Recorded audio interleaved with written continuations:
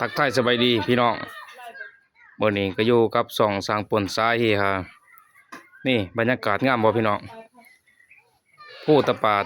เป็นภูประวัติศาสตร์ของเมืองสนามไส้เฮาเนาะพี่น้องเนาะ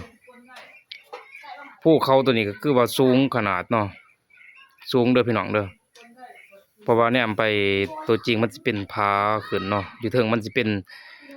อยู่เทิงเห็นผู้เฒ่าว่ามันจะเป็นค่ายทหารพี่น้องอยู่เทิงภูเทิงสุดนั่นก็สิเป็นค่ายทหารตามผู้เฒ่าผู้แก่เพิ่นเว้าเนาะเป็นค่ายทหารตั้งแต่สมัยก่อนสมัยสงครามเพิ่นเอาปืนใหญ่ขึ้นไปยิงอยู่เทิงเอาปัจจุบันนี่ก็ยังมีอยู่พี่น้องขึ้นไปเทิงก็สิเป็นพระลานหินเนาะสมัยแต่ก่อนก็ตามผู้เฒ่าเพิ่นโซกันก็แม่นยุ่นแต่ก่อนนี่ยุ่นบินข้ามบ่ได้เนาะเพราะว่ามันเป็นเหล็กกะตามผู้เฒ่าเพิ่นเล่าเบิ่งก็หลายลำเติบเนาะบินลงไปก็แม่นจบชีวิตอยู่กับผู้หน่วยนี้ถือว่าเป็นประวัติแต่ก่อนเพิ่นสอนให้ฟังเนาะพี่น้องเนาะสร้างเพิ่นก็เอามาเว้าต่อในคลิปนี้